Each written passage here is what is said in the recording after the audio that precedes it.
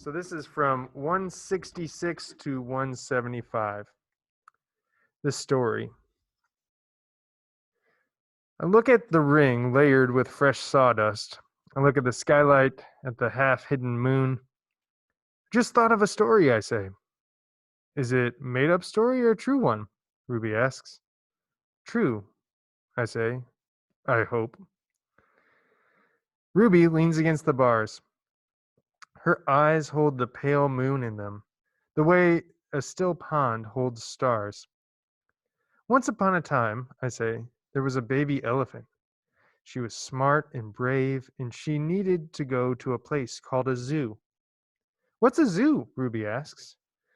A zoo, Ruby, is a place where humans make amends.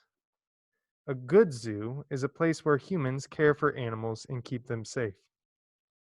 Why did the baby elephant get to the zoo? Or did the baby elephant get to the zoo? Ruby asks softly. I don't answer right away.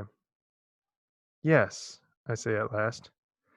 How did she get there? Ruby asks. She had a friend, I say, a friend who made a promise. How? It takes a long time, but finally Ruby returns to sleep.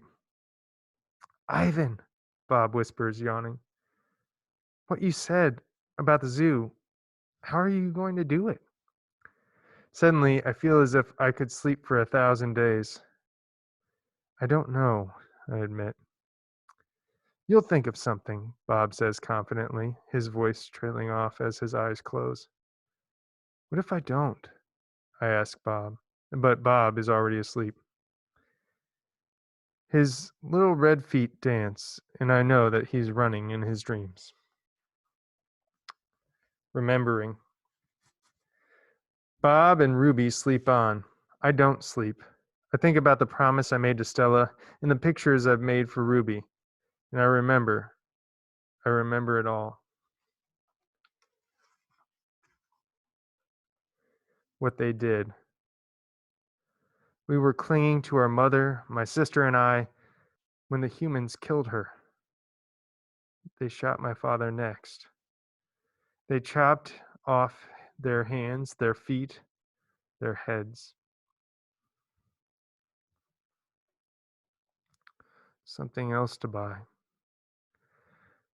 There's a cluttered, musty store near my cage.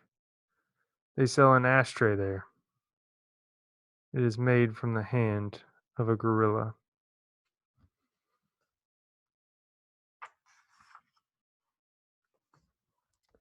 Another Ivan. When morning comes and the parking lot glimmers with dew, I see the billboard on the highway. There I am, the one and only Ivan, bathed in the pink light of dawn. I look so angry with my furrowed brow, my clenched fists. I look the way my father did the day the men came. I am, I suppose, a peaceful sort. Mostly, I watch the world go by and think about naps and bananas and yogurt raisins. But inside me, hidden, is another Ivan. He could tear a grown man's limbs off of his body. In the flicker of time it takes a snake's tongue to taste the air, he could taste revenge. He is the Ivan on the billboard.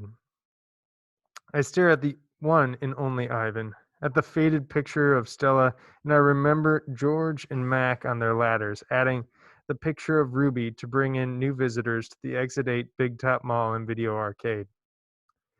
I remember the story Ruby told, one where villagers came to her rescue. I hear Stella's kind, wise voice. Humans can surprise you sometimes. I look at my fingers coated in red paint in the color of blood,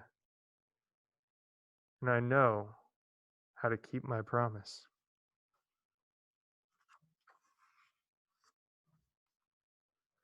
Days. During the days, I wait. During the nights, I paint. I worry when Mac takes Ruby into the ring. He carries the claw stick with him all the time now. He doesn't use it. He doesn't have to. Ruby isn't fighting back anymore.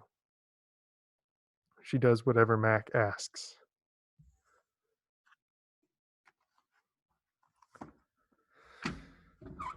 Okay. So this is kind of interesting.